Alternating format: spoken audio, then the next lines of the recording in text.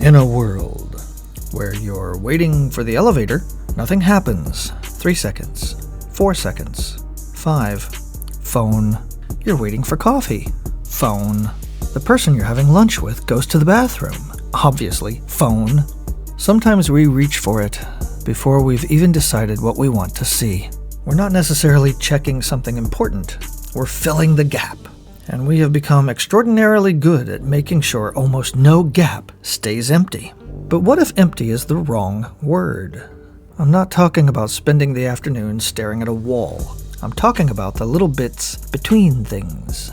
Waiting for a bus, sitting for an appointment, waiting for somebody to arrive. Those moments used to contain a simple possibility. Nothing in particular might happen. You might look around, think about something, talk to someone, or become painfully aware that the doctor's office has had the same plant since 1987. Today, we carry around something capable of filling almost every one of those moments instantly. And that is genuinely useful, right?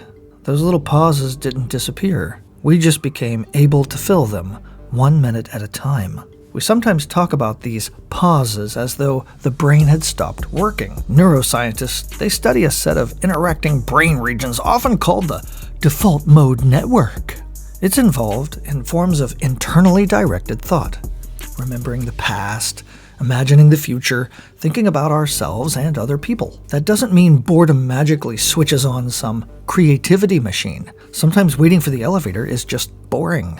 But when nothing outside us requires our attention, something inside us can still be happening. Someone you haven't thought about in years suddenly appears. Tomorrow wanders in. A problem rearranges itself. You suddenly remember why you walked into the kitchen. Okay, let's not promise any miracles. The point is simple. Unoccupied is not the same thing as empty. Boredom is unpleasant partly because it pushes us towards something more engaging. And now we carry an extraordinarily efficient answer to that feeling.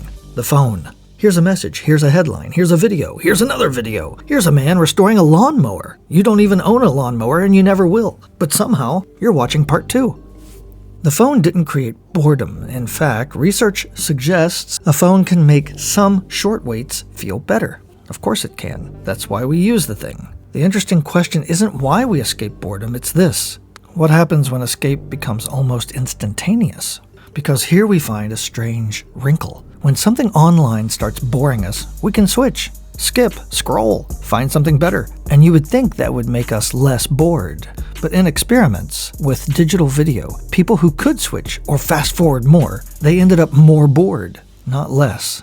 Their experience could also become less satisfying. That doesn't mean every swipe will make you bored, but it does complicate the obvious solution. If I'm bored, surely I just need something better. Maybe constantly searching for something better can sometimes become part of the boredom itself. And that brings us back to those little pauses. Imagine you're standing at a bus stop. Nothing requires your attention. You feel the first flicker of boredom. There used to be an interval there. Not necessarily a profound one. Maybe your mind wandered. Maybe you remembered something embarrassing from 2009 and it ruins your afternoon. Sometimes what arrives when things get quiet is exactly what we didn't want to think about. That's another reason that filling up that gap can feel so good. But you had to find somewhere for your mind to go back then.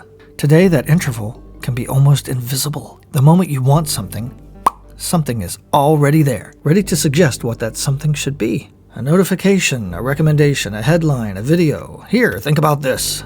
But how often do you know what you want before you open the phone?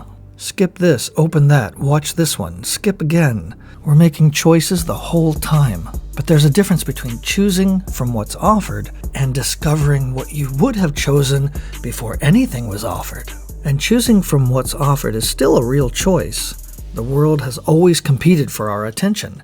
Now that competition can follow us into almost every little pause. The phone can offer, the algorithm can recommend, but we are still the ones who reach.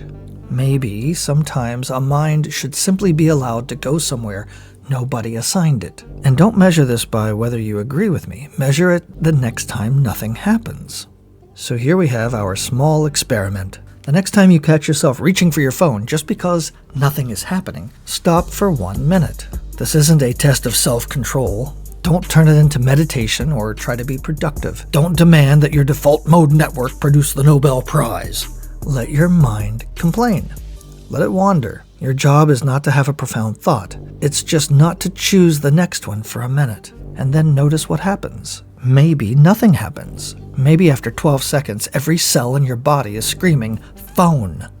That's useful too, because now you've noticed the urge. And before you answer it, ask one more question. What exactly am I trying to change about this moment? Maybe nothing important happens while you're waiting for the elevator, and maybe that's okay. Not every minute has to entertain us. Not every pause has to improve us. Not every empty space needs to be filled. So every once in a while, leave 1 minute unclaimed. See where your mind goes when nobody tells it where to go. All right, my friends, please leave a comment in the comment section if you have anything that you want to add. If you want to keep looking for patterns with us and follow the behavioral threshold monster, feel free to like, share, and subscribe. It really helps us here in this little outpost of ours.